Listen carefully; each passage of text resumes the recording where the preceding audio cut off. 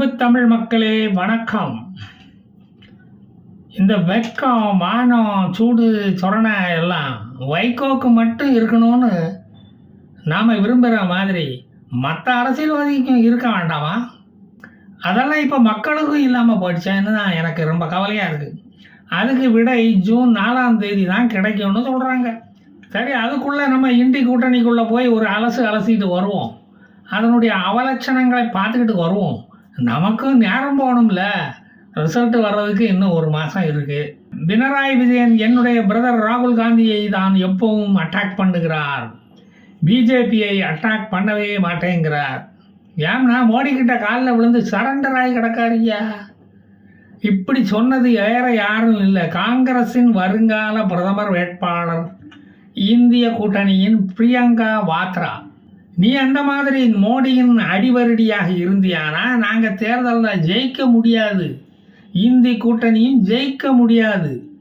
ஆமாம், இல்லாட்டாலும் இவங்க தேர்தலில் ரொம்ப தான் ஜெயிச்சு கிழிச்சிடுவாங்க அப்படின்னு உங்கள் மைண்ட் வாய்ஸ் எல்லாம் இங்கே கேட்கக்கூடாது. பினராயி விஜயன் பெயர் பல ஊழல்களில் அடிபட்டு அழுக்காகிவிட்டது. அதை மோடி வாஷிங் மிஷினில் துவைக்க நாயா அலைகிறாரு. பைத்தியக்கார மாதிரி ஒருத்தன் கன்னியாகுமரியிலேருந்து காஷ்மீருக்கு நடந்தும் கேரவான்லேயும் இடையிடையே வெளியூருக்கும் போய் துண்டு துண்டாக பிரிஞ்சு கிடக்கிற இந்தியாவை சேர்த்து வைக்க நடந்தாரே ஒரு ஒற்றுமை யாத்திரை. அவரை போய் இந்த பினராயி கொஞ்சமும் ஈவு இறக்கம் இல்லாமல் அட்டாக் பண்ணுறாரு.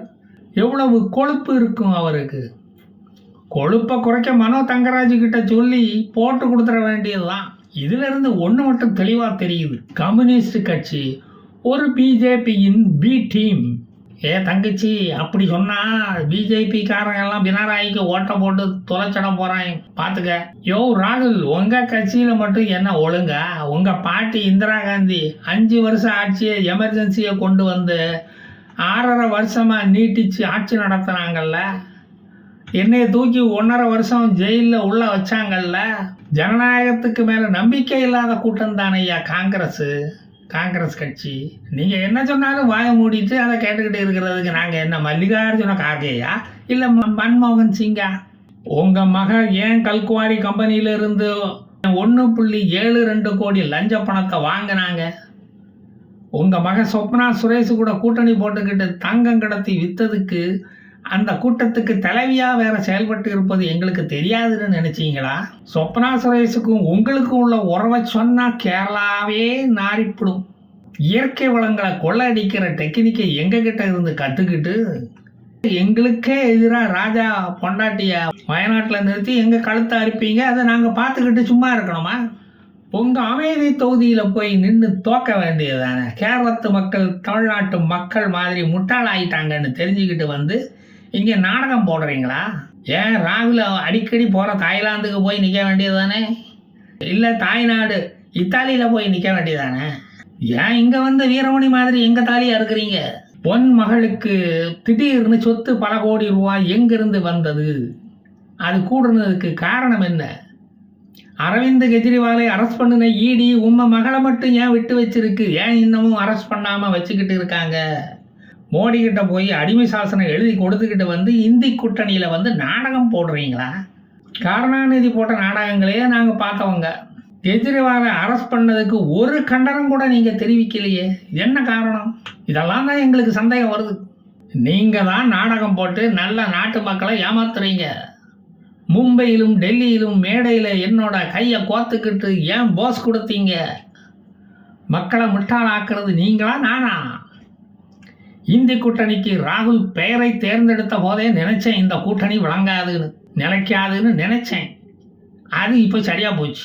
மம்தா பானர்ஜி கூட கையை கோத்துக்கிட்டு மேற்கு வங்கத்தில் போய் அவங்கள எதிர்த்து போட்டி போட்டு துரோகம் பண்ணது கம்யூனிஸ்ட் கட்சி தானே.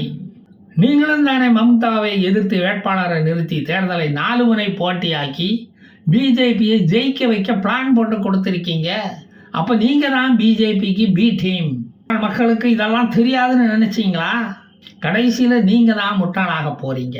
அது போகட்டும், டெல்லியில் ஆம் ஆத்மி கட்சியை எதிர்த்து கம்யூனிஸ்ட் வேட்பாளரை நிறுத்த வேண்டியது தானே. அங்கே மட்டும் ஏன் பின்வாங்குறீங்க? கெஜ்ரிவால் கிட்ட போய் கேசரி பாக்ஸ் வாங்கிட்டீங்களா? அது பிஜேபி கட்சியை ஜெயிக்க வைக்கிறதுக்கு தானே இந்த ஏற்பாடு.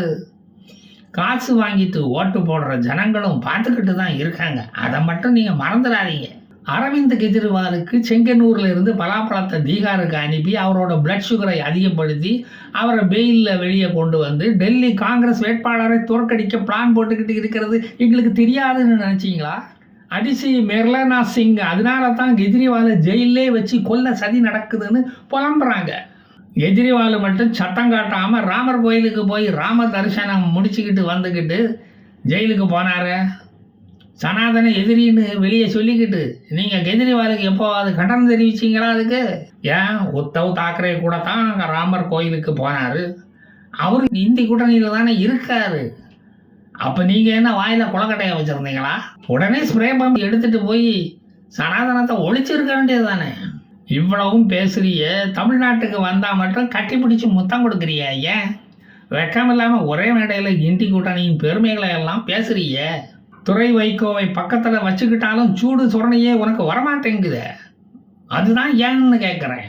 உன்னை கேரளாவில் தோற்கடிக்கணுமானா வைகோவை தேர்தல் பிரச்சாரத்துக்கு கூட்டிகிட்டு வந்துட வேண்டியதுதான், வேற வழியே இல்லை. நாயுடு நினைச்சாதான் அது நடக்கும். அவர் கட்டி பிடிக்கிறவன் எல்லாம் ஃப்ளாட் ஆகிடுறானே. அட்லீஸ்ட் ஒரு குரூப் ஃபோட்டோ எடுத்தால் கூட போதும், அவன் தரத்துலேயே நமக்குள்ளே இறங்கிடும். யோ, எவ்வளவு பகை இருந்தாலும் அவரை மட்டும் கூட்டிக்கிட்டு வந்துடாதையா. தீ குளிச்சவன் ஆவியெல்லாம் இங்கே திருவனந்தபுரத்தில் வந்து பர்மனண்டாக செட்டில் ஆகிட போகுது. கேரளாவில் தான் சவப்பெட்டி எல்லாம் அழகழகாக செய்கிறாங்களாமே. உன் கட்சி வேட்பாளர் எண்ணிக்கையை மட்டும் சொல்லு, ஆர்டர் பண்ணி வச்சு விட்றேன். வாவச்சன் வக்கச்சன் எல்லாம் எர்ணாகுளத்தில் தான் பெட்டி செஞ்சு விற்கிறானுங்க. வாங்கி இலவசமாக அனுப்பிடுறேன், சரியா? பதிலுக்கு வைக்கம் பெரியார் மண்ணை புல்டோசர் வச்சு எடுத்துகிட்டு வந்து உன் குழியில் போட்டுடுறேன். சரியாக போயிடும், ஈக்குவலாக சரியாக போயிடும். ஓகேயா? ஜூன் 4ஆம் தேதி உன் சமாதிக்கு நான் மலர் வளையம் வச்சுடுறேன். பதிலுக்கு எனக்கு நீ முடிஞ்சா வச்சுடு. இப்போ மேடை ஏறி கை கோத்துக்கிட்டு இந்திய ஒற்றுமையை காட்டுவோம் ஐயா. நம்ம சண்டையை அப்புறம் வச்சுக்கலாம். இந்தியாவை காப்போன்னு கோஷம் போடுவோம். ரேவந்த் ரெட்டி உதயநிதியை பிடிச்சி உள்ளே போடணும்னு பேசிட்டு இருக்காரு உங்கள் காங்கிரஸ் கட்சியில் இருந்து. கூட்டணியில் இருந்துக்கிட்டே சேம் சைடு கோல் போட நம்மக்கிட்ட இருந்து தான் கற்றுக்கிட்டு இருப்பார். நாமளும் காது கேட்காத மாதிரி இருந்துடுவோம். எல்லாம் துர்க்கை அம்மன் பார்த்துக்கிடுவாங்க.